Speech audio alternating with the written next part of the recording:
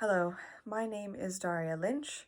I'm a postgrad at University College at the University of Oxford, pursuing a degree in modern European history, and today I'm presenting a piece of my larger dissertation, Cultural Integration in Berlin's Urban Allotment Gardens. I'll preface this by saying that this piece is part of a longer project in progress. Unfortunately, my plans to conduct research in Berlin's gardens in March were thwarted by the pandemic, and so this piece has necessarily had to become more of a series of reflections. My ongoing goal is to explore urban gardens as sites of cultural debates about immigration, where ideas of what it means to be German and what it means to be an immigrant are constantly negotiated. In June 2016, the German branch of European newspaper The Local published a short piece titled "Berlin Colony Says No to More Non-Germans in Its Gardens." The article described recent incidents of denying Turkish families garden allotments in the Peace Colony in Berlin under the guise of keeping the social equilibrium in balance. Thus, a Muslim man's 2015 application for a garden was rejected on the basis that he was not German enough. This episode echoed another Turkish woman's experience whose application was similarly denied in 2013 because she too was not German. When she tried to dispute this by showing her German passport, she was told they meant she had to be German, not Turkish German. As one German Peace Colony gardener explained, Turkish families don't integrate themselves, they don't always go to the colony celebrations, and they don't always respect national holidays. These episodes suggest a peculiar cultural importance of these urban garden colonies that seem to be functioning as an institution central to understanding and enacting German national identity. Today, over 1 million gardens shape the urban landscape of all German cities, and the number is growing, suggesting this importance continues to increase. So what are these sites? These urban gardens are not exclusive to Berlin. If you travel into any German city by train, you will stream by rows of small huts on individually separated green plots. These aren't campgrounds or slums, but the gardens in question, Schrebergärten. The term Schrebergärten is synonymous now with Kleingärten, small gardens, Arbeitergärten, worker gardens, and Laubengärten, arbor gardens of Berlin. These green spaces are German urban allotment gardens rented out to single families through Vereine, or associations or societies. It is not particularly exceptional that urban allotment gardens have influenced the German lifestyle and the German landscape, of course. Cities across the world are shaped by allotment gardens, but it is the extent to which they have been adopted and embraced by Germans of all ages and from all regions, and how the gardens have come to represent Germanness that is so intriguing. Indeed, what is particularly interesting is the durability of these gardens through time.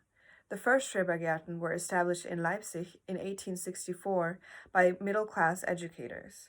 In the aftermath of the March Revolution of 1848, these middle-class educators and the middle class in general sought to solidify itself and establish a new set of shared nationalist values. Developed out of the Biedermeier traditions of the bourgeois who took refuge in the home and placed high value on pastoral and agrarian nature, Schrebergärten emerged as a repository of these values and virtues of the German middle class: moral purity, hard work, and nationalism. But the Schrebergärten also served as a means of control for the bourgeoisie over a working class that had begun to organize and riot in their push for better labor and living conditions. The allotment gardens created by middle-class reformers on the outskirts of German cities and run by middle-class Vereine members were, in part, an attempt to satisfy the urban poor's demands for individual rights, including the right to health care and the right to sustenance by providing access to individual plots of nature.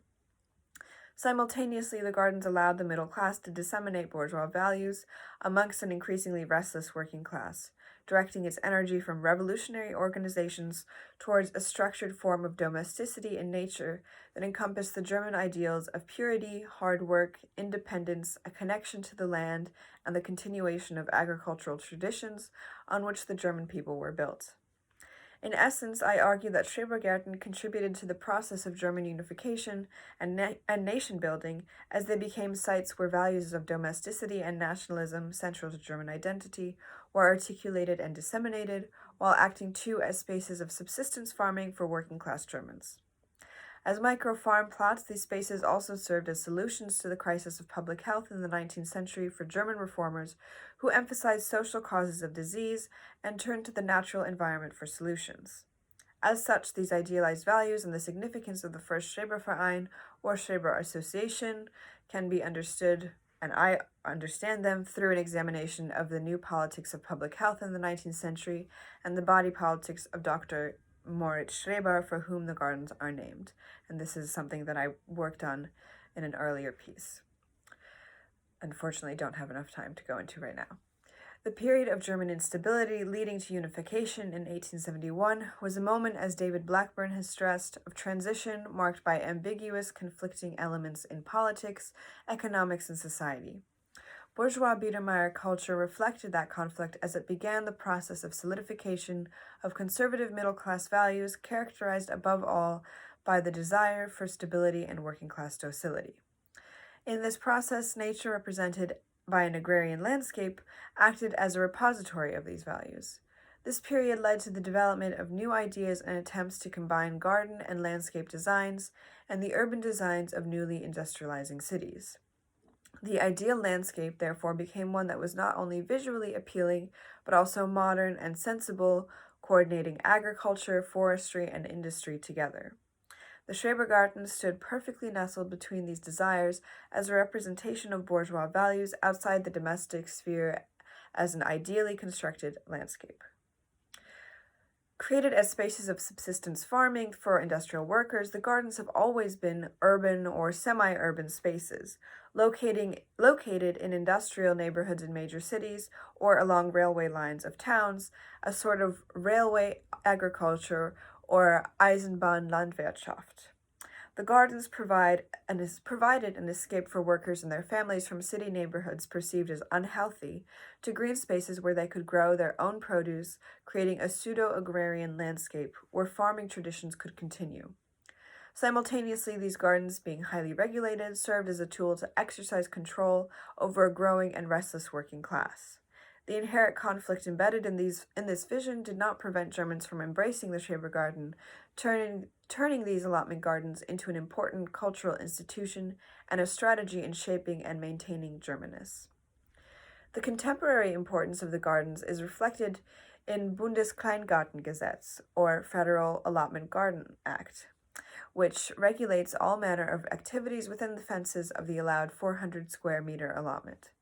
The Act keeps rents low, at an average of only €1 a day, and stipulates that tracts may only be used for non-commercial use. Allotment huts cannot be bigger than 24 square meters, including the terrace, and living within them is strictly forbidden. As technologies changed through the latter half of the 20th century, so did the rules of the Schrebervereine. Now all colonies have prescribed quiet time, or Ruhezeit, during which time gardeners are forbidden from mowing their lawns, using any other form of motorized equipment, and playing loud music. The Ruhe regulations are typically enforced between 1 and 3 p.m. and after 6 p.m. to allow for proper rest and relaxation in these urban Edens. But this is only one rule of the dozens outlined in the Bundeskleingartengesetz that regulates all manner of activities within the fences of these allotments. While these regulations are established for all gardeners to follow, stories point to some families facing harsher criticism than others. Immigrants are frequently criticized for failing to follow Bundeskleingartengesetz regulations.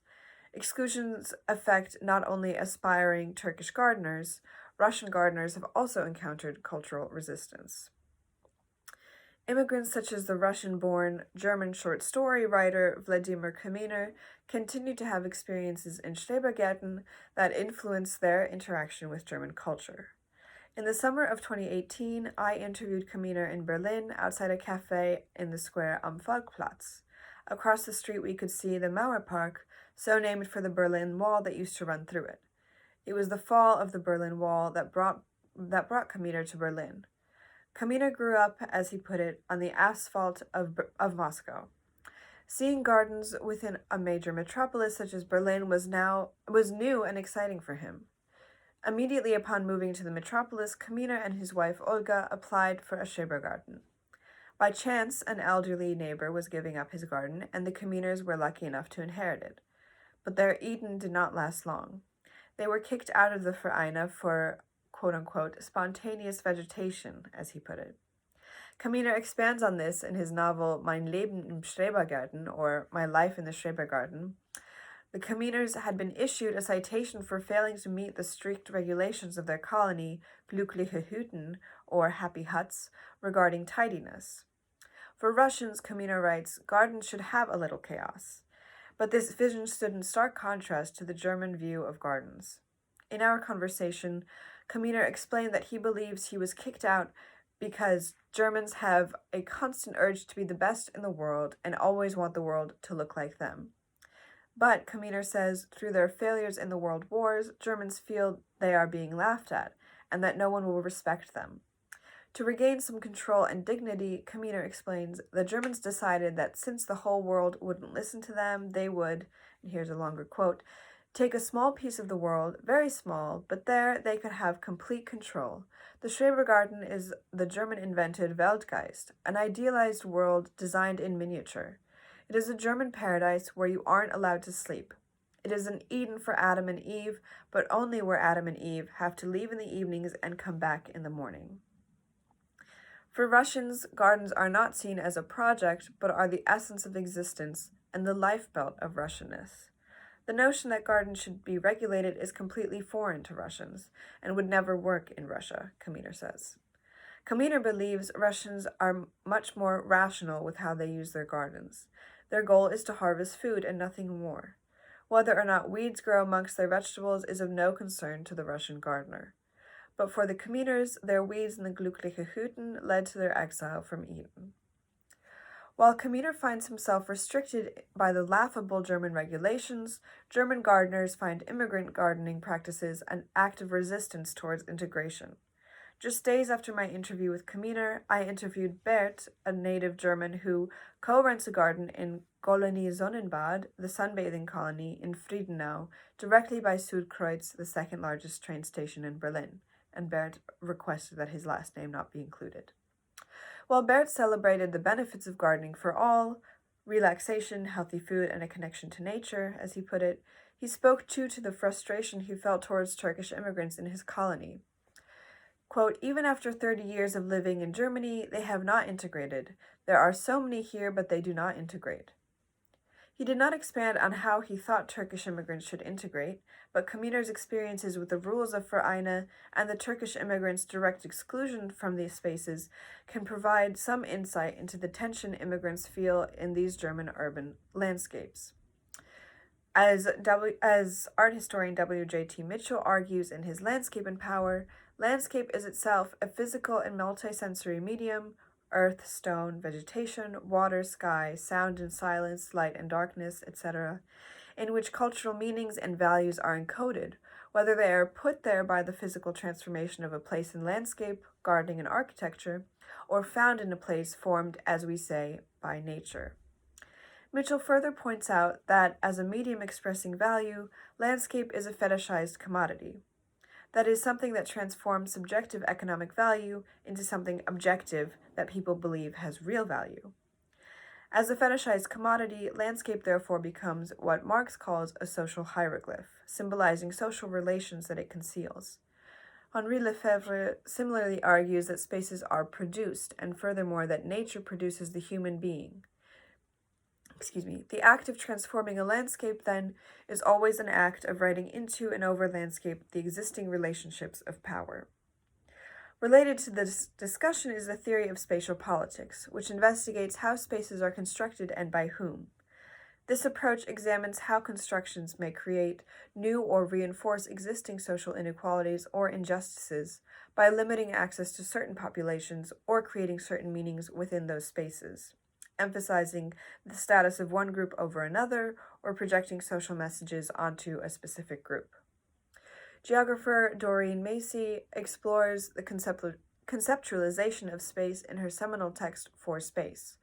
While the argument that space matters is widely accepted now, few in the social sciences or humanities engage with the concept to the degree that she would like.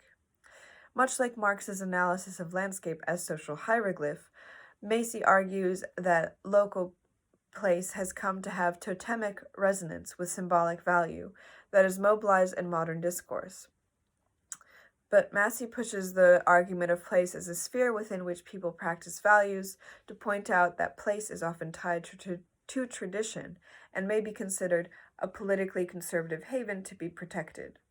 Place, she writes, has acted as a background imagination for the worst of recent conflicts. These theoretical reflections suggest to us that the gardens provide us with a unique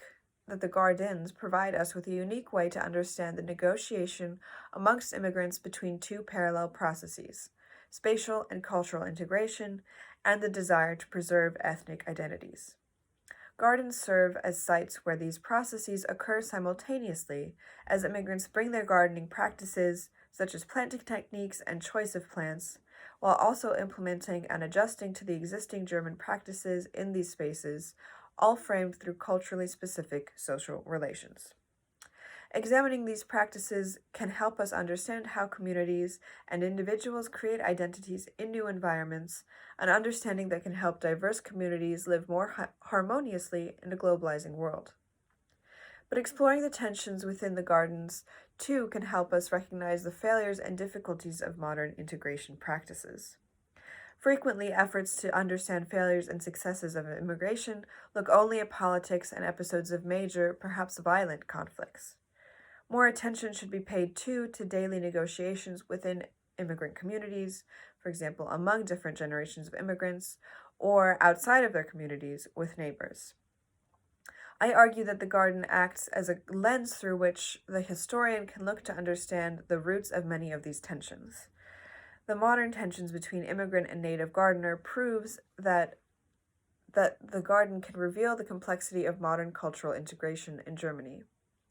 Vladimir Kaminer, Bert, and Turkish immigrants certainly aren't alone in their desires to garden in Schreberverein.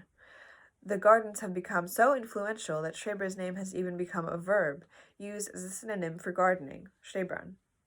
Today, Schrebergärten are frequently called Spießig, a term used interchangeably to mean bourgeois and suburban, perhaps as a nod to the paradoxical history. The definition is curiously specific, but it manages to capture the dynamic history of these German allotment gardens. In 2002, the nonprofit art and cultural organization Kabinett wrote, Schrebergardens are full cultural remnants of a long, contradictory, and multi-layered social history in which one finds almost every movement, error, and aberration in German history. Similarly, a recent article from Handelsblatt Today examines the recent shift in garden tenants from lower-class conservative Germans to young hipster families, noting that while Dad once mowed around the garden gnomes in his sandals and white socks, happy beer belly bulging over Adidas shorts and neck peeling in the sun, there are suddenly startup and creative types in streetwear pruning organic herbs and firing up high-tech grills. Foodies and eco-warriors plant veggies and herbs, creating their own tiny sustainable Edens. But as earlier anecdotes suggest, the modern Schrebergarten not only reflects the ecological turn of young, liberally minded Germans, but also cultural tensions around immigrant communities that define modern Germany. The Schrebergarten acts as a microcosm that allows us to explore different cultural forces that shape the cultural and social landscapes in modern Germany. Thank you.